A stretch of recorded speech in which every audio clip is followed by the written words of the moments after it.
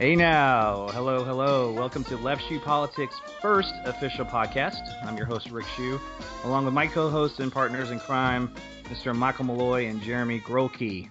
Gentlemen, what's going on? Hey, Rick, how's it going? What's up, Rick? Glad to be here. Thanks, man. And just so everybody that's listening knows, Mr. Malloy and I, and his name's Michael Malloy, and I'm going to try really hard to call him Michael because that's what everybody calls him, but I've known him forever, and he's just Malloy to me, so if I slip on that, I'm going to apologize in advance. But, Malloy and I are actually in Dallas, and Jeremy is in L.A. So what time is it for you right now, sir? It's 8:30? It's about 8:30. Yeah, you're quite the trooper. I appreciate it. Uh-huh. And we also have two guests I'm very proud to announce, Rachel Ramey and Zaki Hasan, and we'll go a little bit more in depth with those guys in a moment. But Rachel, where are you at geographically speaking for everybody to know? I'm in a suburb of Houston, Texas. Woohoo! We have 3 Texas people on the phone. My husband likes to say it's a southern suburb of Dallas. That's like half the phones in Texas. That's right. That's right. And Zaki, you are in where, sir? I'm in the San Francisco Bay Area, a little city called Newark. Awesome. Cool. We got another West Coast person. And Zaki, your original hometown is Chicago, just like my wife. Chicago, Illinois. Chicago, Illinois. All right, just so everybody knows, if you've been following the site, our Facebook stuff, Twitter, everything, we really appreciate it. And look, there's no secret that this first episode it might come across as a liberal love fest. We all share similar ideologies and philosophies and whatnot. You say that like it's a bad thing. No, not a bad thing at all. However, I do want people to know that we certainly are wanting to bring on opposing views, and we have a million intelligent conservative friends that are lined up to come on and hammer out with us policy differences and whatnot. But these first couple, we just want to get our feet wet and just have good conversations, and who knows? There may be a really heated debate that fires up in this thing. We'll see. I'm sure we'll find plenty of opposing views. Jeremy and I have, we argue all the time about everything. But so Rachel, tell us just a little bit about yourself as we roll into it. I know you're an English language arts teacher down in the Houston areas, and you're just wonderful and beautiful and brilliant. But anything else the audience needs to know about you? Well, thank you very much. I am a native of Minnesota, moved to Texas 16 years ago when I married my husband. And I am a liberal girl trying to survive in a conservative area.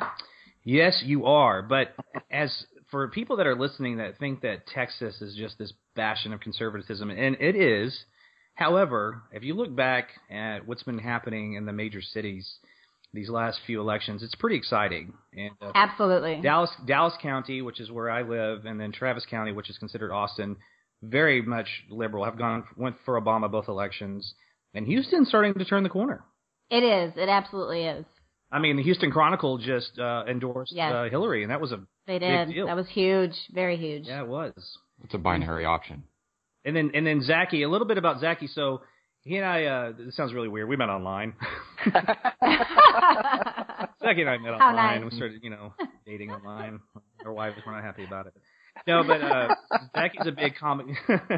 Zaki's a big comic book guy, and he and I really hit it off, and we started doing some Batman-centric podcasts together, and we'll plug some of that stuff later in the show. But Zaki is what really got my attention was how brilliant his reviews were, but that the Huffington Post, he is featured on there a lot, and that's just no joke. I mean, you're not a hack writer or a hack critic. Well, thank you. For the Huff Post to be featuring you all the time. And but anyway, so Zaki, tell us a little bit about yourself other than just what I just said. Well, as I mentioned earlier, I was born and raised in Chicago. I spent about 10 years of my life in Saudi Arabia, so I have that experience growing up there. And I've been in the Bay Area for about 13 years now. I teach communication and media studies at several colleges around here, including San Jose State University. And when I'm not doing that, I'm a film critic and an entertainment journalist. And you can see my stuff, as you said, at Huffington Post and Fandor and SecQuart and a couple different sites. And I'm podcasting. Oh, and I also have several children who I try to be a parent to as well. I have 4 boys. And they're all adorable. Thank you. I've not had the opportunity to meet them in person, but you don't know them, but yeah. Yeah. As a dad myself, I'm just a sucker for kids. Rachel and Bill have a beautiful son together as well, and it's just cool to see. Now, Jeremy is a single bachelor, and if you've ever met Jeremy or seen him in person, he'll probably never get married because why would he? I have a girlfriend, and my girlfriend has a dog, so that's almost like a child. It's her child. Jeremy is a personal trainer in LA, and I don't like seeing pictures of him in the gym. It just drives me crazy because I'm so out of shape. And then Mr. Malloy is married to a beautiful lady. But you have a couple of dogs, right? Yeah, we definitely have 2 kids who could end up disturbing us somewhere through this podcast, by the way. That's right. I have a 4-legged son as well, and he may do the same. Well, anyway, guys, so here we are. So without further ado, I thought I'd just kind of open this up with a real, just kind of visceral question. And Zaki, if you don't mind, I'm gonna have you start us off here. Sure. What in the living hell is going on with this election? And that's a broad question, I get it, but just run with that. What the hell is going on with this craziness that we're in the middle of right now? Well, I think what we're seeing is sort of the unfettered id of this country erupting, and I think it's the natural outgrowth of the last, one could say 30, one could even say 50 years of politicking that's aimed at sort of fostering divisions, and it's the end result of the Southern strategy and Willie Horton and everything that we've seen, where we have coded language used to foster resentments among people. And then I think essentially Donald Trump as a candidate is the only possible outcome when you have the kind of rhetoric that you've had in the conservative blogosphere, certainly over the last 8 years, and when you have President Obama referred to as every possible kind of evil under the sun, this is the end result. It's the inevitable result. So I agree with you, by the way. And by the way, guys, anybody just chime in. I'm going to sort of moderate this, but this is certainly not, we're all in this together, so feel free to chime in. But, I look at the presidency of Obama, the nomination and the eventual his presidency. And let's face it, his presidency is a direct result. And we could probably say this about every president and their predecessor, but particularly with him, he is a direct result of the Bush presidency. Yeah. And I feel as though, primarily the Iraq War, which is essentially why Hillary lost in 2008 in the primary. Let's face it, that's the reason. There's other nuanced things we could get into, but I think that's the overriding reason. But then you look at the rise of Obama, and then what came out of his presidency was nothing short of deplorable, first of all, in terms of the opposing reaction. But you had the rise of the Tea Party. And I will sit here, anyone that tries to tell me that the Tea Party was there when Bush was in office, that is hyperbole. It's factually there. If you can show me one Tea Party rally with more than 20 people during the Bush years, I'll have a conversation with you about that, okay? But secondly, just this whole Muslim, because he had a Muslim name, and, I don't know at what point in my life that it mattered if he wasn't Muslim or not. That's a different conversation. But somehow that was a negative, and quite frankly, it wasn't even true. Not that matters, but it wasn't even true. And just the hatefulness and the underbelly of American racism that just came to the surface by virtue of his presidency has, I think, inevitably led to what we have now, which is this race-baiting, xenophobic nightmare. And does anybody disagree with that? Is that a fair? I think it seems like it's a production, obviously, of what they put together. But that was kind of it seemed like when I was growing up, like I was in the 80s, I would say. There was definitely a rise of that kind of right wing talk and that right wing voice, and then obviously Rush Limbaugh came to fruition. But I think it basically came around in the 90s when you could say Newt Gingrich started this whole thing. When it came to Clinton, right? And the attacks on Clinton, the affair, and all these personal, it took politics to a different level. And you're talking about President Bill Clinton, obviously, correct? Just so everybody knows. Yeah, sorry. Okay. Well, and Hillary Clinton too. She was attacked too. Yeah, she was wrapped right up in that. They weren't just attacking Bill Clinton; they were attacking the Clintons. That's very fair. I guess that was more for any audience member listening under 25, but I'm not going to do that again because, but I think they're educated at this point of the history of the Clintons. So But it seemed like it just simply spiraled from that point, right? Because it did start out where I'm not saying that politics and, hasn't always been like a pretty dirty business, but the low blows started in the Clinton administration, and it turned America into that's politics as usual. And it's really, we've just been going down the toilet ever since, because I think maybe what they learned a lesson from that is that it's actually very effective. They won back the Congress. It doesn't necessarily seem all that effective when it comes to the White House, but, where the main decisions are made, we certainly lost the middle America in all these state and congressional races.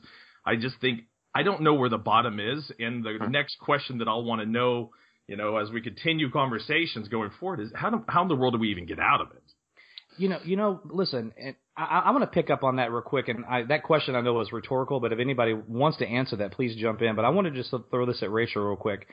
When Michael is talking about the Republicans kind of knowing that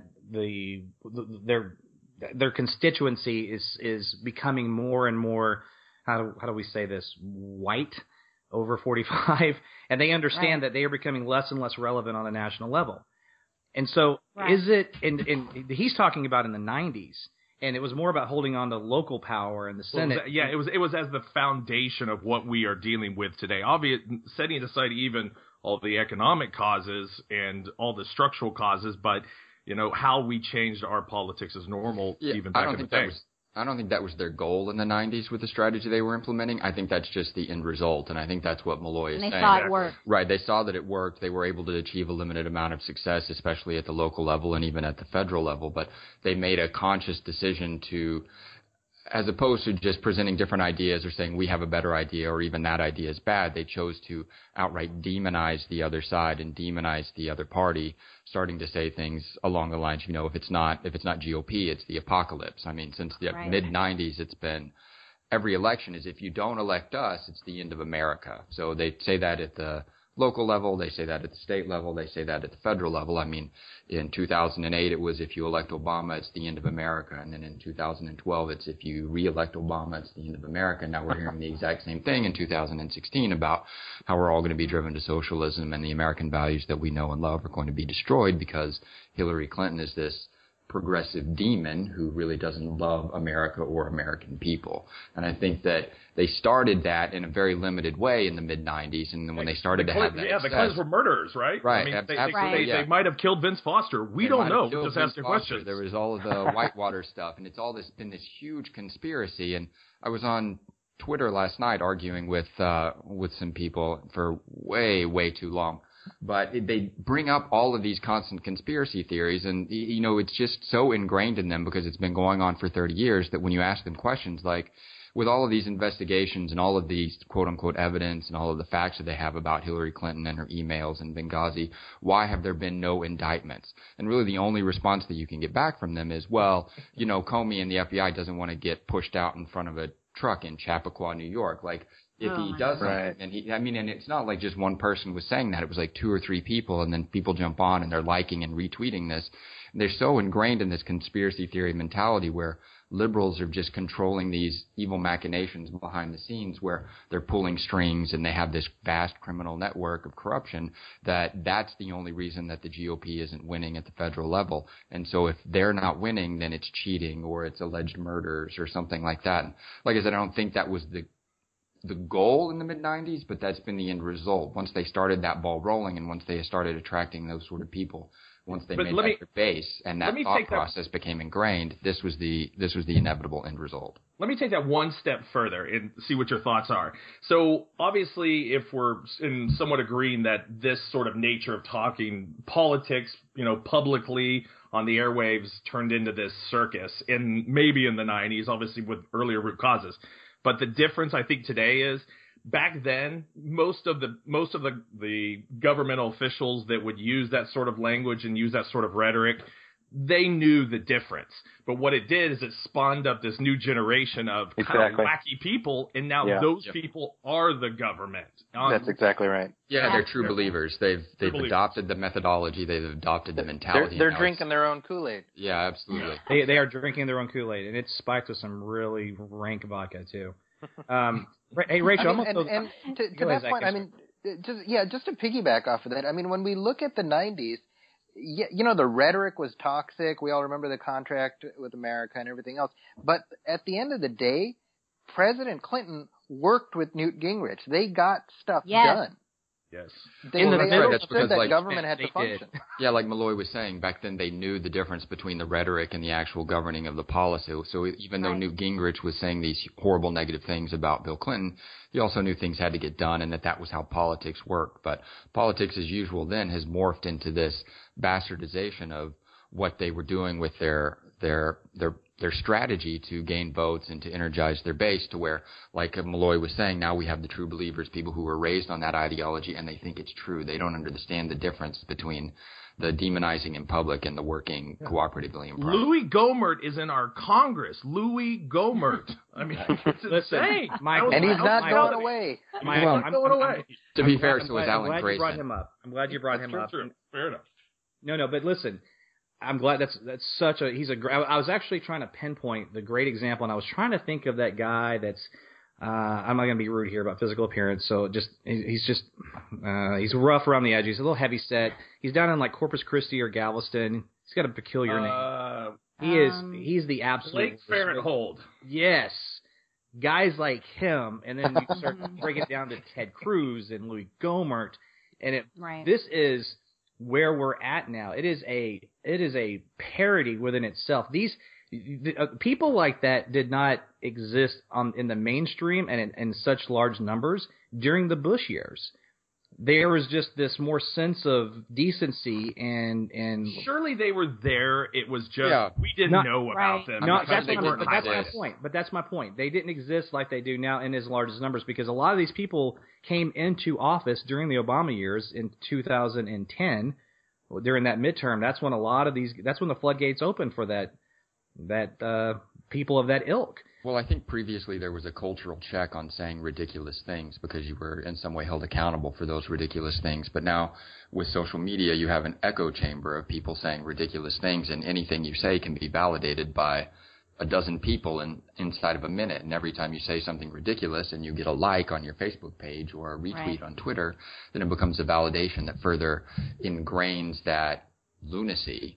Where you feel like now it's not lunacy because other people think the way that I do, whereas previously the media especially was providing a check and balance. They didn't give equal time to conspiracy theorists the way they do now, just in order to create conflict on their show. That was that's moronic. We're not going to address that. And now you can just go online and say any ridiculous thing you want, any ridiculous conspiracy theory that you like. The curse of social media. Absolutely. The curse of social media. Well, and it goes back to Zaki's first point, when we talked about sort of where Trump came from in a reaction to Obama and the hate that has been fueled by social media, by AM radio, and let's face it, by 24/7 news organizations, particularly Fox.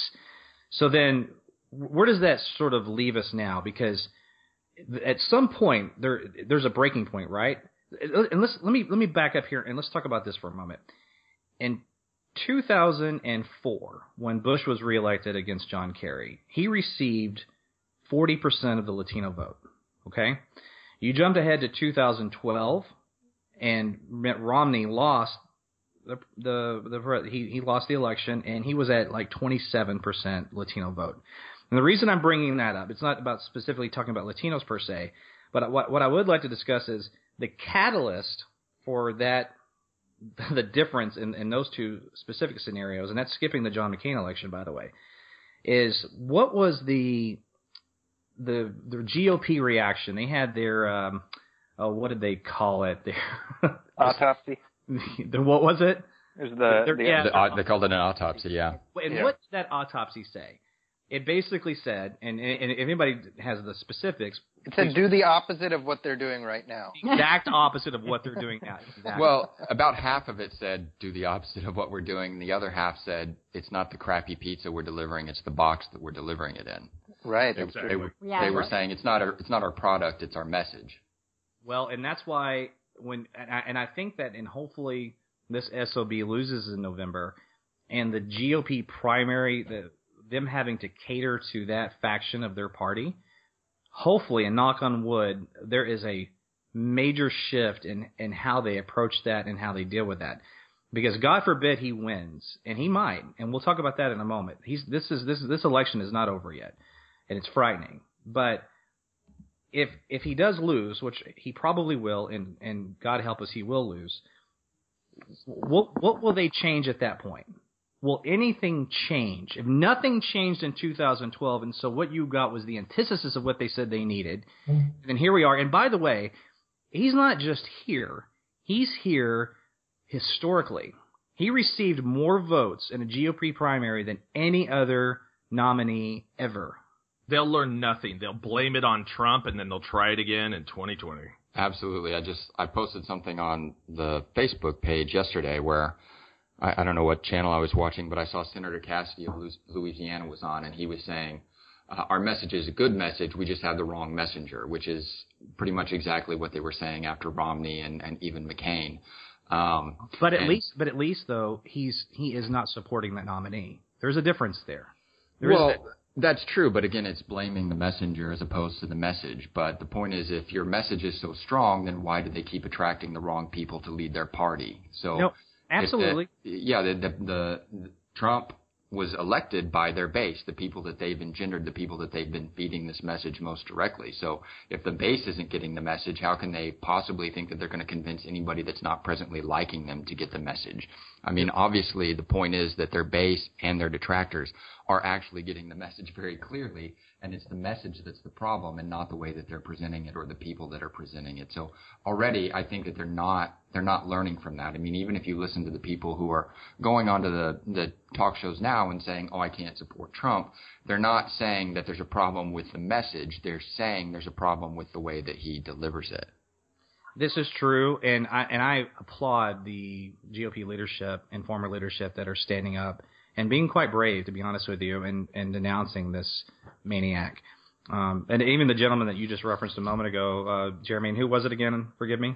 It was Senator Cassidy of Louisiana. Okay, so Senator Cassidy. So at the same time, that talk is par for the course, but the difference is still, and it is significant, is that he's not on TV saying this after they lost the election. He's saying it now, while it's still a competitive election. But I want to throw something at Rachel real quick, and then we'll kind of move on from this topic. So, and Rachel, in all fairness to our listeners and this panel and everything, like I said at the very beginning, this is basically a panel of Democrats, liberals, progressives. But as we have established, and I think empirically so, the Republican Party's tactic is fear, right? Fear mongering. Right. So to be fair, and for us to do some self-reflection, what is ours? Because we're not. The Democratic Party is far from perfect. Right. Okay, far from perfect. But just the progressive movement in general, whether you're a Bernie Sanders supporter or what have you, what is ours? What is our tactic that's not fair that we could fix? Gosh, that's a really good question. I don't know. I'm at the point of this entire election where I'm just numb. I'm numb to the nastiness. I'm numb to the judgmental people that I thought I knew well, just in my own little community. I'm disheartened. I'm a mom who doesn't even want my 15-year-old son turning on the TV anymore to listen to the crap that's being spoken by somebody who could possibly be the leader of our country. And I don't know to that, by the way. I don't know what the Democratic Party can fix, but I don't know. Well, and listen, and the point you just made about Jake and that commercial, it's true, and I would like to explore that question with the panel, because by the way, I don't have an answer to that question either. I've got an answer. I've got an answer. So let's Jeremy, why don't you run with that? But let me just say this real fast, and Zaki as a dad, I'm sure that you'll agree, is that the most powerful commercial that I've seen so far in this election is the one about, do you want your children watching this guy? And the reason that it is because that commercial is very real. Yes. Yeah. Even commercials that the Democratic Party puts out in support of our candidates usually are bullshit. I mean, there's 90% of it is anyway. It's commercials. But, well, maybe not 90%. Let's say 40%. 60% is accurate on our side. That's the difference.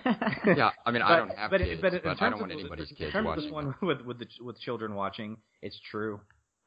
When Trump was on TV, like I had The Dark Knight on a few weeks ago, and my kids were around, and then Heath Ledger's Joker popped up, and I went over and I just changed the channel real fast. I run to the remote faster if I see Donald Trump coming up. Yes. With my children than a scary, murderous, psychopathic clown, and because he. The DNC should put that in the ads. They Scarier than Heath Ledger's Joker. Scarier than Heath Ledger's Joker, or Jared Leader's Joker for the more modern crowd. So, but Zaki, as a parent, and then Jeremy, let's get. I want to get to you on that question. But just as a parent, Zaki, like just speaking as a dad, what do you? How do you feel about what we're talking about right now? Do you? Well, so one of the things I'm most grateful for right now is that I cut my cable 2 years ago.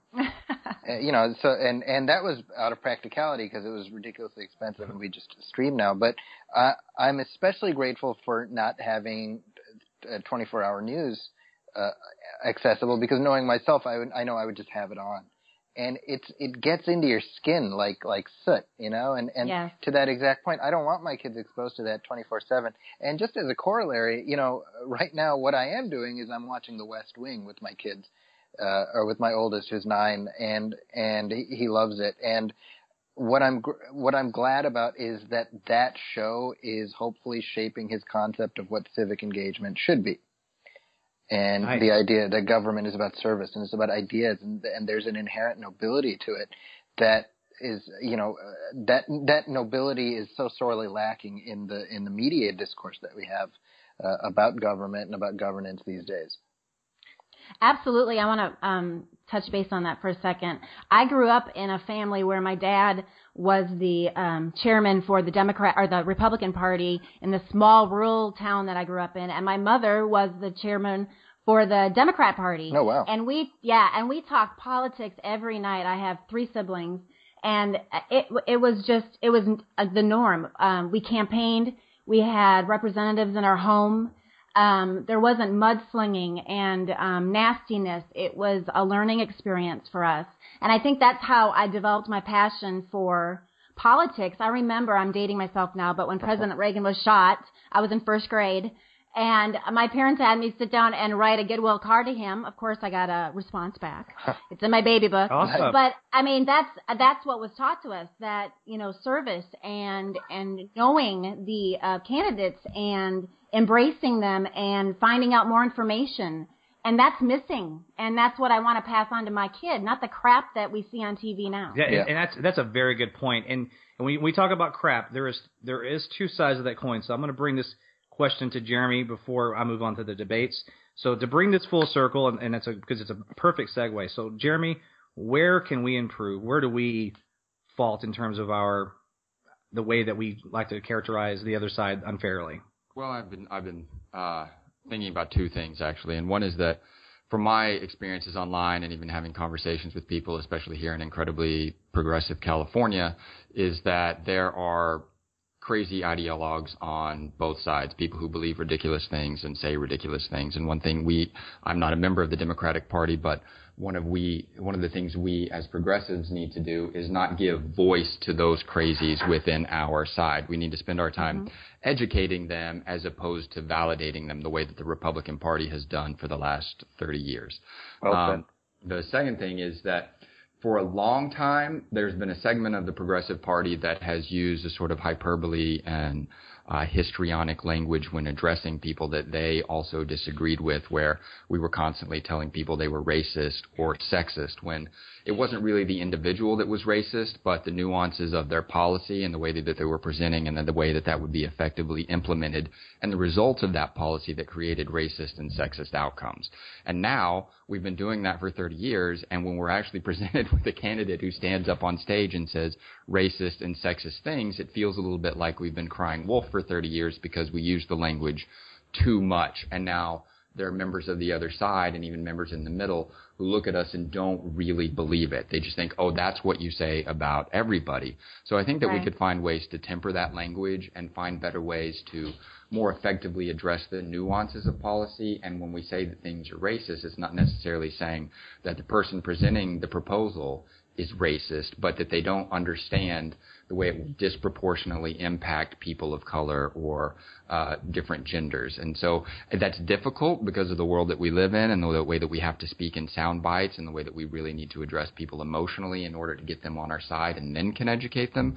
But the Republican Party is much better at using those talking points to hit emotional keys in people that they then hold on to, and then they're going to vote for that person no matter what. They don't need to explain the nuances of their policy. It just seems to make sense. There's a truthiness to it. Whereas for us to explain our policies, it takes a lot more in-depth conversation and understanding of nuance and the different layers of how things are applied and why, and we need to find a way to do that better. My girlfriend is always saying that we need to figure out how to use the memes that, you see all over to really effectively communicate what our policy is, because that's what people are making their decisions on now. The 30 words that they see or the pictures that are, lined up, and the 140 characters on Twitter. Yeah, absolutely. Yes. They're making their decisions based on these individual moments in time or these visceral things that they can cling on to, and there's not enough space for us to communicate the nuances and the intricacies of our message, and we need to find better ways to do that without using the histrionic language that's allowed people to now look at Donald Trump and say, oh, well, you said Bush was, a racist, and you said Reagan was a racist, and everybody who ran for Congress in the last election you said was a racist. And so we need to find ways around that to effectively communicate our message without either alienating people or indoctrinating them. I couldn't agree more, and I'll just say this real fast on that note. It has been difficult when people have said that to me, and hey, man, you guys always say that somebody's racist. I'm like, yeah, but this guy really is a racist. Like, right. So are those people not like for real? He's a racist. Right. Right. But really, are those people not like turning on the TV and watching him speak? Because if you watched his speech the other night, how could you not walk away from that and think that person's a racist? I think there's just it's a disconnect in their brains. It's like that they're not seen. They're so caught up in this cult of politics. They just believe in a certain policy, and they don't. And they are. It's true. They're used to being called racist by the Democrats, because at times this may seem a little strange, but I think you can support a bigoted racist policy and technically not be. I'm not saying that it isn't racist, but it doesn't necessarily mean you're that. So if the liberals could constantly go at you saying like you're racist, and they look around and say, well, I have actually these multicultural friends. That's why I think the liberals are stupid. I think we need to clarify what we're talking about. This produces this. Yeah. Yeah, right. Well, it's a whole different discussion, but there are two different kinds of racism. There's overt racism, which is the wearing a hood and burning crosses on people's lawns sort of racism and throwing the N-word around. And then there's an oblivious sort of racism where it's just your own perspective and life experiences don't allow you to understand that other people's perspectives and life experiences are different. So you assume what works for you or sounds fair to you must apply to everybody, and you don't recognize the implications of the things that you're doing or saying. Well, why it's not genuine. Well, yes, and I think but I do think there's a difference in maybe being a white kid in suburban America with middle class family and just not understanding the plight of Black America versus someone who really does think that they are superior to someone because they're white. But let me move on from this, because we could talk about this all day, and for sake of time, because I really want to get to the debates. And Zaki, I'm going to throw this at you if you don't mind, but let me just kind of intro this by saying this election, as of today, has tightened up a little bit with in terms of the polling. Now, I don't put too much stock in national polls because, let's face it, we're not electing presidents on popularity in this country, and maybe we should, and that's a conversation for another day. I, for one, think we should get rid of the Electoral College in the 21st century. That's just me. But it's here. So it's here, and right now, if you look at all the swing states, she is really positioned to win. She's basically at 263 right now, and it is hers to lose, but she might. And I think the next thing that could be a game changer, other than some WikiLeaks dump that really could have something egregious in it, which I hope it doesn't from just as an American, much less someone who wants her Hillary Clinton to be the next president. I would just hate to see that. Hopefully that's not the case. But the next thing that could move the needle is the debates, which we are, if you guys can believe it, we're like 3 weeks away from the first debate. Okay, the moderators were announced yesterday. Did you guys all see that, by the way? Yeah. Okay. Well, what did you guys think of that? Because quite frankly, I think that was very fair. I do. Okay, across the board. Yeah.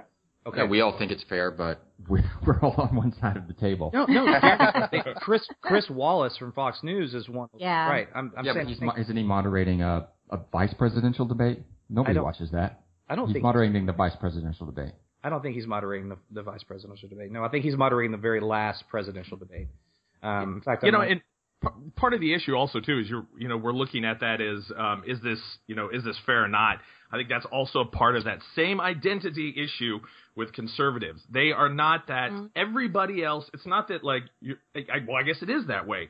It's either if you're not conservative, if you are not a member of that, you're a liberal. Like you have to, if you're not conservative, it means that you are a liberal. It's not that you can be anything else. And that's why they look at anybody in the news. If you're not on Fox or in the right-wing media machine, you're a liberal. So you're biased against us. Like, no, listen, I agree. You could have Chris Hayes and Rachel Maddow and those two be the only people that moderate the debates. I would still say it's fair because they're fair people.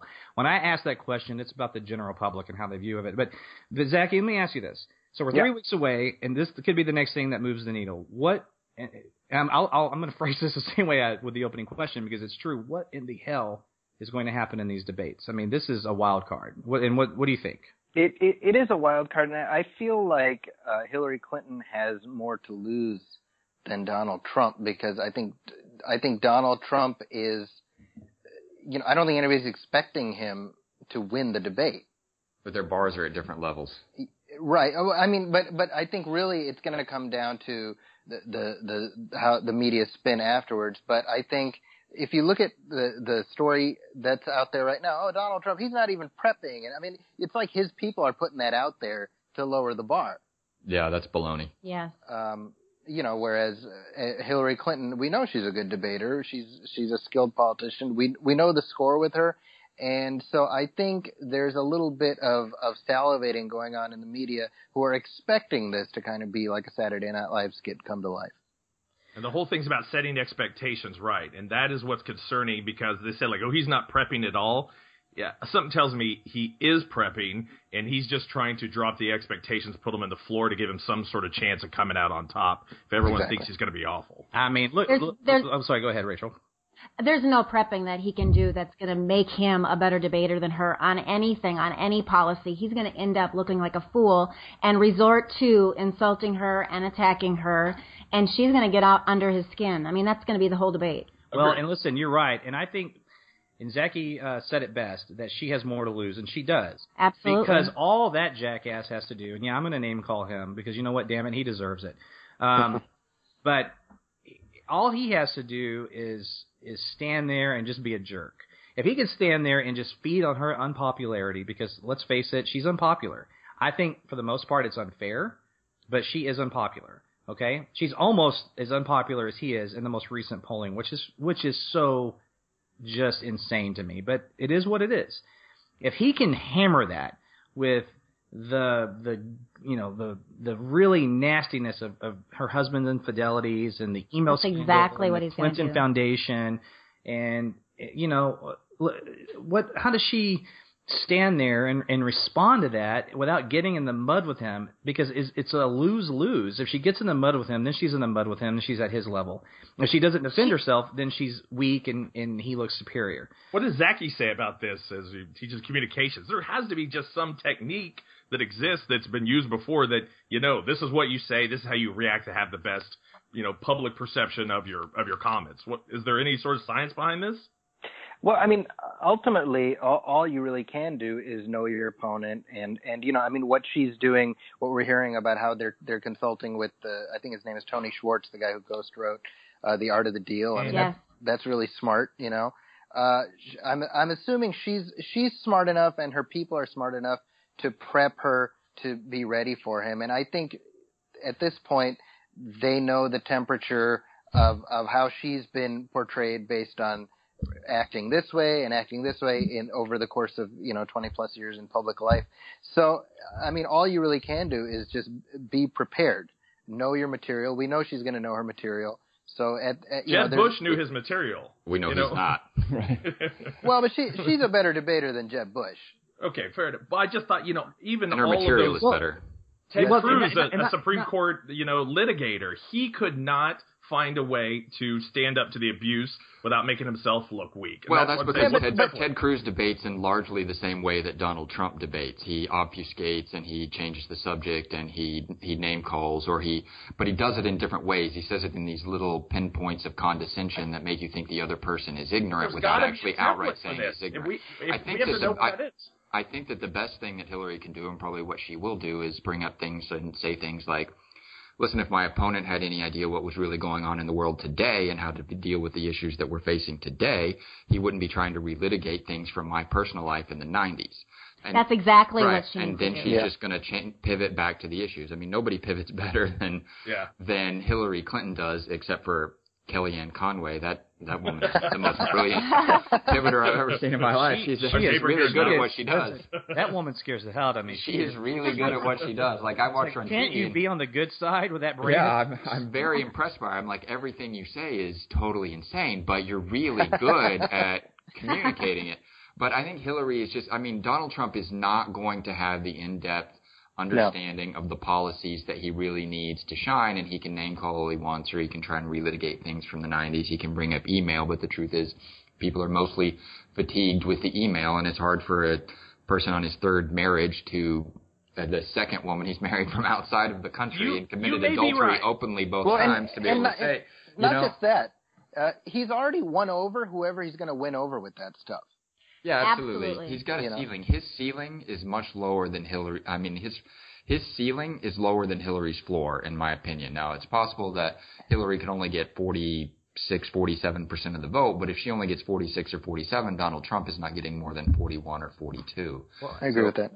But I respectfully disagree with that a little bit, guys, in terms of he's already reached everybody he's going to reach. That's not quite true, and this is why.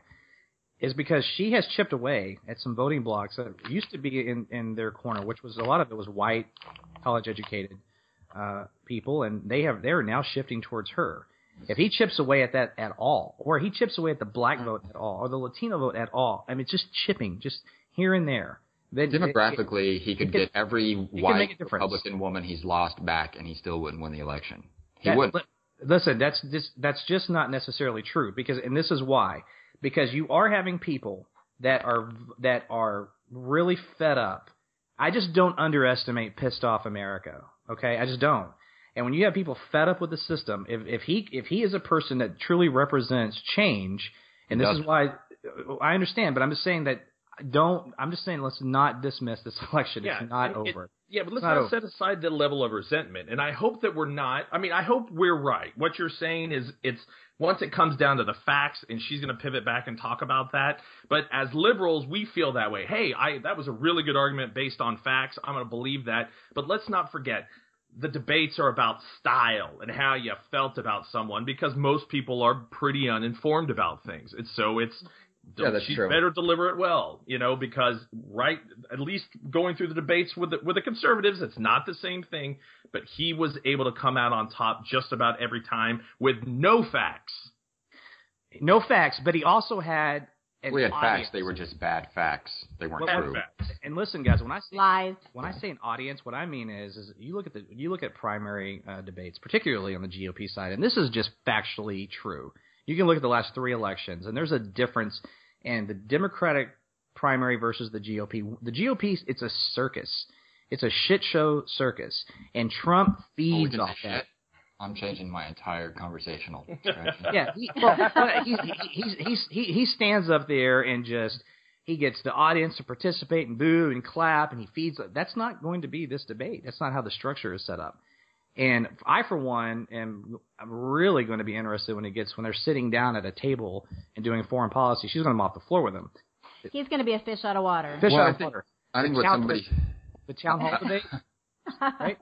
Liberal surrogates still need to be quiet. She needs to have everybody out there tempering expectations, because that's the only thing that can really benefit him, is we're all saying it, but everyone's on television saying it. Oh, she's going to teach him a lesson in those debates. I would have everybody out there encouraging the thought that this, hey, he's a very talented speaker, and you never know which way this is going to go. I think that's the only way that he takes an advantage. Well, she needs to have her surrogates out there needling him in the press in the days and weeks leading up to the debate, so that he's already got all of that stuff under his skin.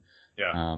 He needs to be really aggravated. And I wanted to bring up another point about the personality and the style that you see in the debates, and that being a lot of what people make about base their decision on who won was. And I heard a strategist on TV yesterday, and I forget who he was exactly, but he was saying, Hillary has this great private persona, and for some reason she feels like she has to have a different persona in public, and it's that public persona that people are really sort of turned off by, and she needs to figure out some way to bring that, very gregarious private persona out so that people can see it and they can understand who she is as a person and like her more, as opposed to this ambitious, female automaton who's just driving for the White House for the last 40 years. That's why she's got to stick to policy. But why does she have to do that? I mean, I don't see Trump out there holding his grandsons and having the media show his private life. No, I'm not saying she has to go out there and hold her grandsons. I'm just saying, me, even personally, and I say this about a lot of politicians, but there's something about the way that she presents herself that's very stoic and sort of static. Now, there's not anything wrong with that at all, but when you're talking about getting people publicly and, the general hoi polloi that exists out there in the middle of the country to respond to you, they're not necessarily going to respond to that. They don't want deep conversations about the intricacies of foreign and global policy. They want to hear, ISIS is bad, and they want to see somebody speak with a level of passion and something that makes them feel like they can empathize and understand and want to spend a little bit of time with that person. They vote on feelings. Yeah, they vote on feelings. And they vote on feelings. Who would they rather have a beer with? Yeah, absolutely. Who would they rather have a beer with? And at the end of the day, guys, and this kind of brings this full circle, this topic it is about turnout. And that's regardless of the breakdown in terms of, ethnicities or what have you. We talk about this is kind of in the bag for her. There's no way that he could get enough white votes to chip away at her. That's true on the surface. What I'm concerned about is turnout. And that is going to be what puts this over the edge, because polling has been really weird these last few years, particularly when it comes to minority voters and everything. And it's been underestimated, which has been great for us because Rasmussen. Right. Well, look at the way Obama won in 2012. That was not. No one saw that coming in the polls. It was going to be a lot tighter of a race. And quite frankly, it was kind of an electoral landslide. Popular vote, not so much, but he kicked his ass electorally. It was 6 million more votes. And so no one saw, and listen, guys, we could talk all day about these debates. I think for the most part, we're all on the same page. She's likely going to win these debates. She's likely not going to move the needle. I just want us all to, and like Malloy, you said a few moments ago, Michael Malloy, I'm sorry, is that to be out there pounding this, that we don't want people to think that this is just over, that we have to still fight. She has to fight. We have to fight for her. And I do want to just ask one question before I go into my closing topic here. Speaking of her specifically, I just want to go around. I'm start with Rachel, if that's okay. Uh-huh. If you could replace Hillary right now with a different nominee, would you, and who? No, I would not. Okay. I wouldn't. And I want to say that I think what has gotten me the most upset is that we had a huge historical moment during the DNC this summer where the first woman was, nominated for a major party in our country. And I was extremely excited for that moment. And I felt that everybody would be that way in our country. Republican, liberals, independents, that just for that moment, that would be a really cool thing. And I made the mistake of getting on social media during her speech, and I just saw all the hateful comments about her, calling her a bitch and this, that, and the other. And it just, it was disheartening for me. And I think we just really missed a major moment. And I think she is a strong candidate. I think she's not represented well. She's had major things that she's done for our country in the last 30-some years, and it's all just forgotten or not talked about, or, her just mistakes are just what are talked about instead of the things that she's done for children and education and healthcare. And women. Yes, and women. Yeah, and Rachel, the reason why I think that is that she learned the lesson that Obama learned from previous African Americans that run for office. He didn't run as the black candidate, right? And so they came to the conclusion, probably you focus on that thing, although it is amazing, that it's going to hurt you politically because somehow it derails what your true message is. That's what I'm guessing. Every Republican in the Republican primary in their debates, they constantly were bringing up, well, the only qualification Hillary says she has is, well, I'm a woman. So like, no, I doesn't. agree. Right, yeah. She doesn't say that. No, but they were able to use it. They were able to use it against her. So while I agree with Rachel 100%, I think it's a major historic thing, and I wish that we were celebrating it a lot more. I think that there was a political decision made, and not necessarily just one that was socially overlooked. Although it was probably socially overlooked as well. Absolutely. Jeremy, do you wish there was a different nominee right now? There have been times throughout the campaign where I was like, why didn't Biden run? But I really like Hillary Clinton as a candidate. I mean, there are definitely huge moments where I find myself shaking my head at her and being like, what the hell are you doing? But I think if I just ran down a list of everybody in politics right now, she's obviously the most qualified, most experienced, and most competent person. Now, the only thing I will say is that I'm not sure that electing her alleviates or ameliorates any of the rancorous animosity that we've got in politics right now, whereas a different candidate, if elected, might be able to do some of that, because she just is a reminder of so much of what happened in the 90s and so much of what's happening right now, and she's so much associated with Obama. But there's a very defensive, reactionary side of me when people suggest that maybe we should be doing something different, or like now I'm like, no, screw you, we're electing Hillary. I'm not. I find a need and a reason to defend her almost because I'm being reactionary to the vitriol that's being thrown at her, and not just because of who she is as a candidate, although who she is as a candidate and a politician is more than enough to want to defend her as a rightful successor to the presidency. But don't forget, it doesn't matter that it's Hillary Clinton, although she has some things that make her an easy target. 100%, this is what they do. They do this scorched earth policy. I mean, this is why I didn't vote for Hillary when she was running against Obama's, because I thought, she's too divisive, but Obama's going to unite the country. And look at him. He is this secret Muslim Kenyan born overseas and about to put Sharia law upon the U.S. Well, he may not have united the country, but he exposed it. He exposed exactly what all of that stuff was. But anybody would have been this person, this caricature. It's what they do. They just had a lot more history, to start with her. It's us or it's the apocalypse, is there? Yeah. Absolutely. So did you just answer the question, Malloy? I don't know. I mean, I guess I'm giving you what I know logically, but is there a side of me that do wish that it was Joe Biden? Yeah, maybe, but Joe would have been portrayed as just something else. He would have been the bumbling idiot on the, it doesn't matter. I'm caught up in politics about myself. Juxtaposed with Trump, he would, you think? Well, yeah. I mean, he definitely has a lot more charisma, but I can't. He's giving lately are amazing. True. He is fantastic, and I don't think that his gas and that sort of issue would have really impacted it. Maybe if I could go back in time, because she does have, some flaws. They're just not deal breakers for me.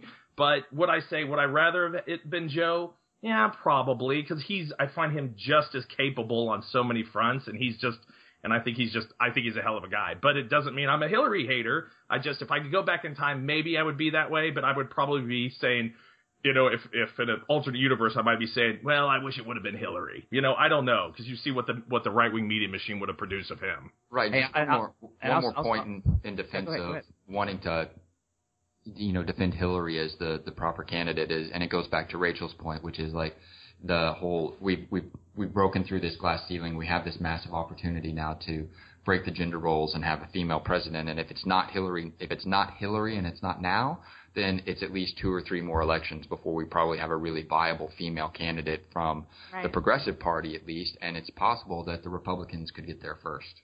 That's right. And listen, and I'm not saying that a Republican woman could not be capable of being president. Of course she could. As long as it's not Carly Fiorina. No, and it's certainly not Sarah Palin. Michelle Bachmann. But yeah, oh my God! I have don't. No. God himself woke up and said, you know what, I'm gonna nominate Donald Trump. She just came. Well, he cured Marcus. He can do anything. My girlfriend wants us to know that Michelle Obama could be president someday. Absolutely, she could. I'd vote for her. So Michael, I'm going to give a little bit of history between Michael and I real fast, and then it'll be the way I answer the question, and then I'm going to turn it over to Zaki. But real fast, I want to point out something kind of funny. The difference in us progressive liberals and conservatives, to kind of give you conservatives a little credit here, that long-winded overwrought response that Malloy just gave, which, by the way, mine would be 10 times worse than that. At least you guys would just say yes or no.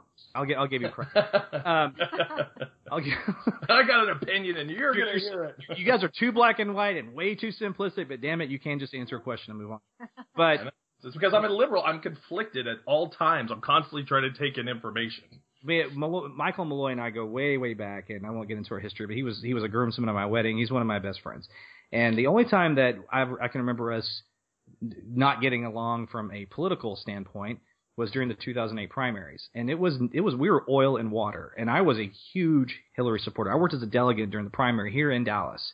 And Malloy was, gosh, you were gung-ho about Obama since his 2004 speech he gave at the Democratic Convention. He was going to change our politics. Like, right. All the vitriol. This was all going to go away, Rick. Sure. No, I understand, right? And so it's funny how it's just sort of this gut check thing for me that I can go back in time when she lost the nomination, then I rallied behind him and our nominee who eventually became our president.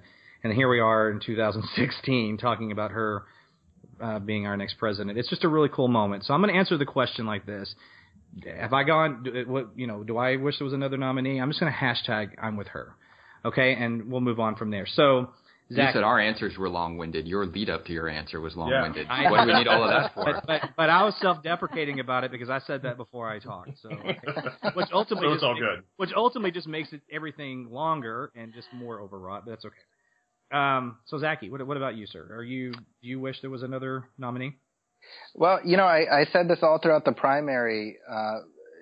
Seeing some of the real heated stuff that was going on the left between Hillary supporters and Bernie supporters. I said all along, either one of them I will support because either one of them is more qualified than Donald Trump, and I still feel that way. I will say, though, just alluding to what I said earlier, now that I'm in the election episodes of The West Wing, I kind of wish Jimmy Smits was the nominee. Huh, yeah. Nice. He's a handsome fella. He really is. You and I both. He raised Princess Leia. That's Princess Leia's dad. Damn it! He's going to be in Rogue One, which is great. Yeah. So I have one final question, but before I ask, and we're gonna wrap this up. I do actually want Zaki to get a quick plug in here because if you're a Star Trek fan and you're listening, Zaki, tell everyone about what you have going on right now because it is absolutely beautiful. So thank you, Rick. I co-host a podcast, or I host a podcast, I should say, called Nostalgia Theater, and it's meant to look back at some of the artifacts and things that over the course of the past 30 to 40 years, and I like to interview the people who are involved in them. So my latest episode, I interviewed Adam Nimoy, who's a director, writer, and producer. He's also the son of Leonard Nimoy. And Leonard Nimoy, of course, the late, great Mr. Spock, and he has a new documentary out called For the Love of Spock, and it's a very emotional and engaging look back at not only the history of the character Spock, but also Adam's history with his father and sort of the ups and downs that they had. And so I was lucky enough to spend an hour chatting with him, and we really got into his own backstory with his dad and the Star Trek phenomenon, which of course turns 50 next week. So wow. I'm really proud of the episode, and I think it makes for great listening. So you can find it where I saw it on Huffington Post, which is awesome. You can go where else to find it? If you go to iTunes, Stitcher Radio, Google Play, TuneIn Radio, just do a search for Nostalgia Theater or the Movie Film Podcast. Either one of those will take you to my podcast. And I said this on Facebook the other day. Even if you're not a Star Trek fan, it's a human interest story. It's just great stuff, and it's one of your best interviews, man. And thank you. It really, I really appreciate it. Thank you. When you asked me, hey man, do you mind retweeting this for me? I said I'd do anything in the world for you anyway. So I did it. Not that me retweeting something makes that much of a difference in one's life, but then I listened to it. I was like, well, I listened to it. I was like, I did that even like retroactively more enthusiastically than I did initially, which was very enthusiastic. Well, listen, I have one more question for the panel, but I just want to say to everybody that's listening, thank you very much. Please share this, pass it on. There's more coming. We have so much to talk about with things that we're passionate about, and like I said, we are certainly wanting to get conservative voices on here. But I really have to get the logistics down before I can just start yelling at people. Otherwise, I'll never be able to get it edited properly. Kidding. I'm kidding. But so we thank you all very much. And thank you guys on the panel. Jeremy, Michael, this Left Shoe Politics would be nothing without you two, and I know we have big plans for it, and I appreciate you guys doing this with me. And thank you Zaki, for moderating, awesome. Rick. Rachel, you were just incredible. Tell everybody about Batman on Film real quick, please. It's my husband's website. It's an awesome site, batman-on-film.com. Check it out. Rick co-hosts the podcast. It's wonderful. Check it out. And I submit some reviews and everything on there, and it's a really fun deal. And Warner Brothers has taken note, and they really have embraced the site. Bill has done one-on-one interviews with Chris Nolan, and it's not for a fan site. It's no joke. I mean, it's serious. I mean, in fact, very, very proud of his work. Very proud of his work. And we had our first. Well, I say this, Rachel. Correct me if I'm wrong, but during the Suicide Squad promos, we had our first international quote from a review of ours, right? Or was that? Yes, we did. Yeah, that was a big deal. That was awesome. That was huge. So anyway, cool. So there's some plugs, and as far as me and Michael and Jeremy, just Left Shoe Politics. Follow us on Twitter. Share this, please. Last question, and then we're going to take it out, okay? Politics. That's why we're all here, okay? Zaki, I'm going to ask you first, if you don't mind. What made you – the answer is 5 seconds, guys, or 20 minutes. Just answer it. Zaki, what made you fall in love with politics? Okay, well, this is the truth is Rush Limbaugh. Oh! I used to be a massive Ditto head when I was in junior high. Through high school. Wow. And back then you were what? Yeah, it's true. Yeah, well, Limbaugh called his followers were Ditto heads. You just whatever Rush said, Ditto. You were Ditto heads. Oh, wow. Yeah. So, especially as a young Muslim American, you were listening to this guy as like a fan. In 1992, it was the election, the primary, the first Bill Clinton's first election. I used to watch Rush Limbaugh's TV show every night, and I thought Bill Clinton sucked, and yeah. Wow. I used to watch that same TV show, as a matter of fact. Yeah. I often say that it took a high school education for me to realize that he was full of crap. Nice. Well, cool. Rachel, what about you? What made you fall in love with? I'm sorry, Zach. Do you have anything to add to that, Zaki? Or man, I think that's kind of. Well, I got over it. You got over it, yeah. Thank God. It's abundantly clear you're talking to us now. Rachel, what made you fall in love with politics? I kind of already said. I mean, I don't remember a time that politics wasn't in my life. With my parents both, passionate about it, and we had people running for office in our home. We campaigned. It was a priority. It was a priority in our house, and we've always discussed politics, and I do today with my family. So it's never not been in me. That's awesome. And you did say that earlier, and I love your story about sort of the interracial, or not racial, but religious, political differences in a family. Right. Because, I mean, it's like you don't see that anymore. You have the Carvilles. No. Right?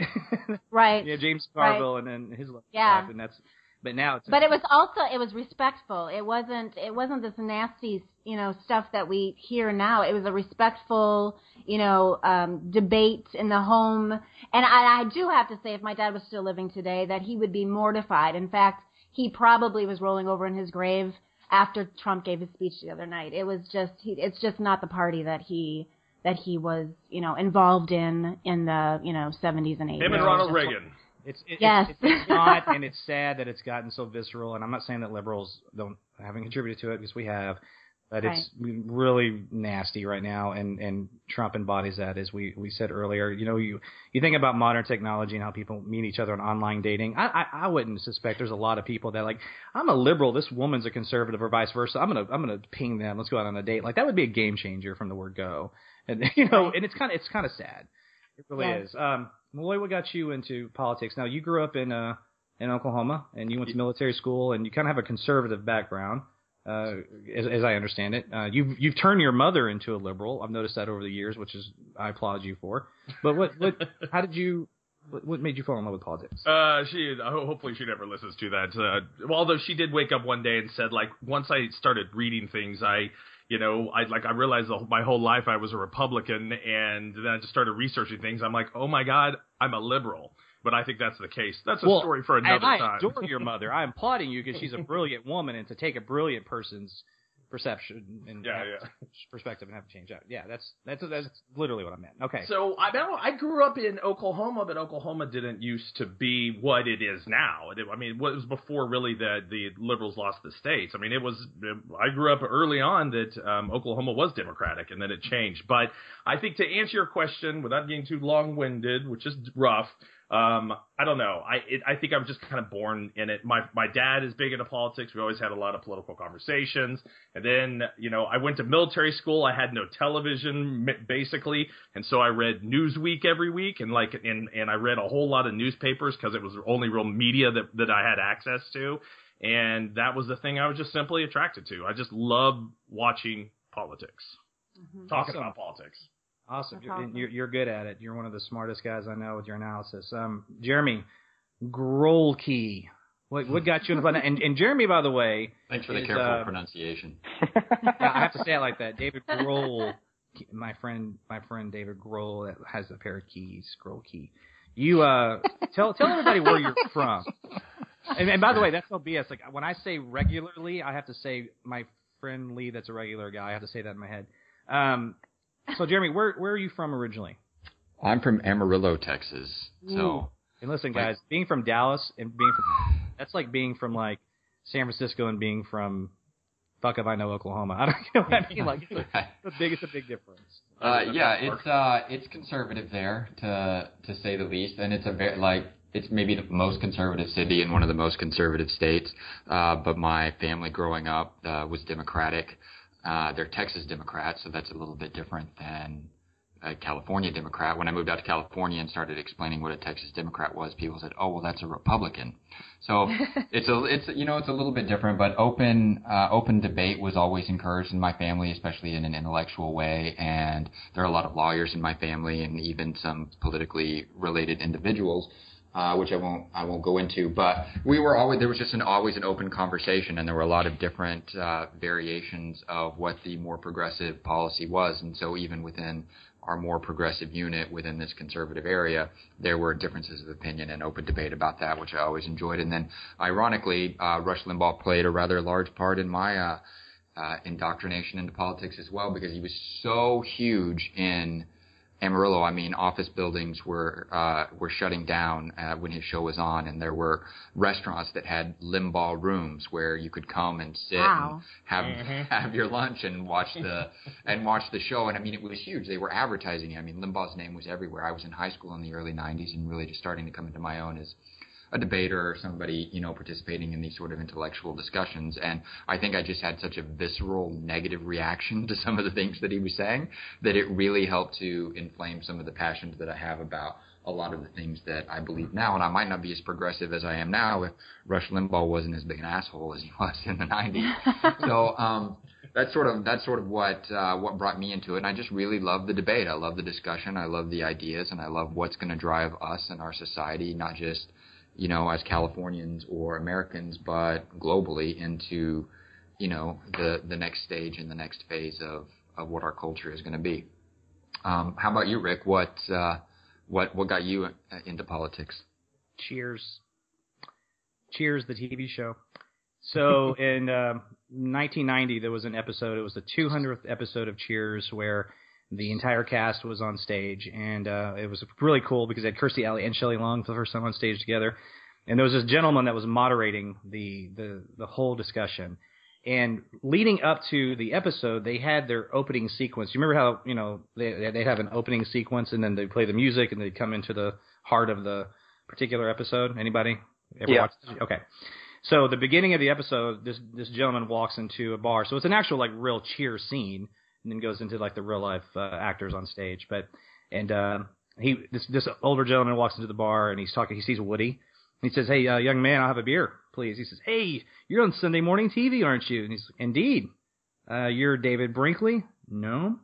"Sam Donaldson, give me a break." "Oh, aren't you the guy who keeps the gorgeous ladies of wrestling from just tearing each other's hair out?" "Yeah, you could say that." "Oh, man, your money's no good here. You're not paying for anything." So, well, actually, thank you. I'm John McLaughlin. I'm the moderator of the political roundtable called the McLaughlin Group. And there's a long pause, and Woody looks at him and says, "Oh, well, that'll be $250." and then it leads to the them on stage, and he moderated it, and I was hooked by him. He was so intelligent, and the way he was masterful at interviewing and getting answers out of people, and just the way he had this stylized fashion, and he was intoxicating, and he was intriguing, and I was hooked by him. Like, I became a fan of this person, and I said, I've always been a sucker for intellectualism. I was like, and that's why, by the way, Frasier was always my favorite character on Cheers, and then ultimately was my second favorite show of all time was Frasier.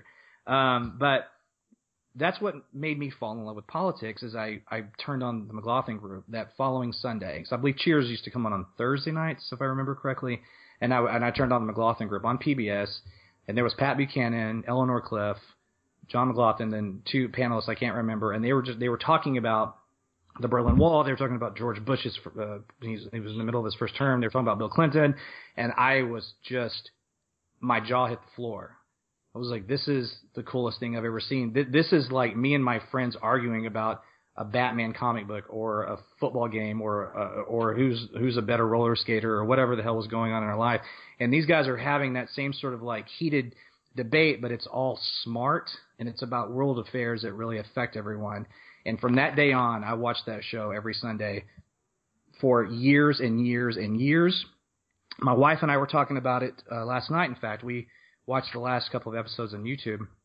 Since my second daughter's been born, she's 2, I've had to just sort of eliminate a lot of the political TV in my life. I mean, I used to record a million things, and Mullah, you know this. We'd watch them together, and I just couldn't do it anymore. So Sunday mornings, it was like just Meet the Press. That's it. No McLaughlin Group. No This Week. No, I just had to choose one by virtue of time being a dad. But I would still catch things on YouTube, and I hate that I kind of lost out of touch these last 2 years because it was his final. And I think he was just a marvelous guy, and he really gave us what is now sort of modern. Well, and this could sound backhanded because there's a lot of issues with what's going on right now with 24-hour cable news, but he certainly couldn't have predicted that. But at least he gave us that intelligent discussion where people could be on stage together with difference of opinions and be expressing their opinions based on facts and not just boring commentary. There would have been no what was Bill Maher's first show?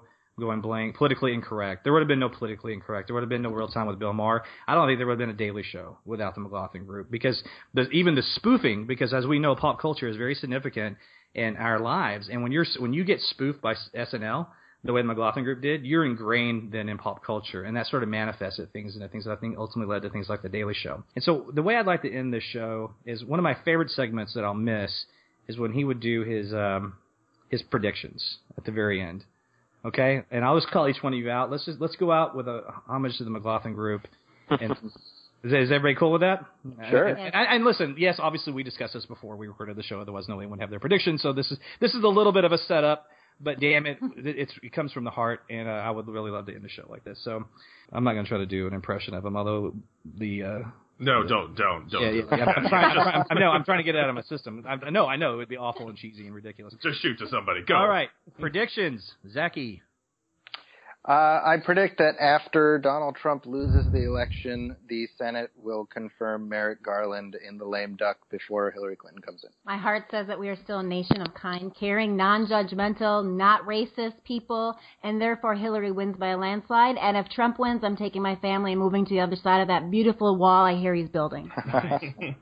I'll join you for vacation. Predictions, Mr. Malloy. In a future episode, before we do predictions, we will have somebody do a production check and realize that 2 members of the panel have the same prediction. So I was going to say the same thing about Merrick Garland. I was almost thinking that mid-October, the Republicans were going to start quietly scheduling interviews for him so they can try to fast-track him through there before a more liberal justice can be nominated by Hillary Clinton.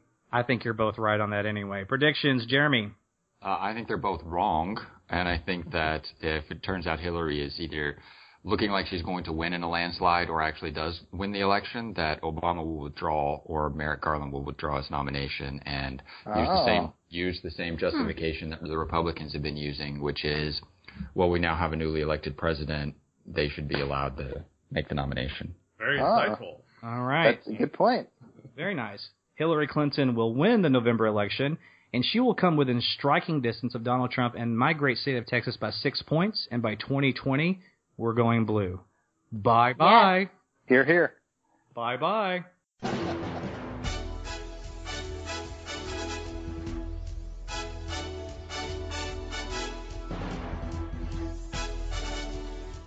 Thanks for listening to the Left Shoe Politics podcast. You can find us on Twitter at Left Shoe Politic, Facebook at facebook.com/LeftShoePolitics. Search for our channel on YouTube, and you can find us on the LSP website, LeftShoePolitics.com.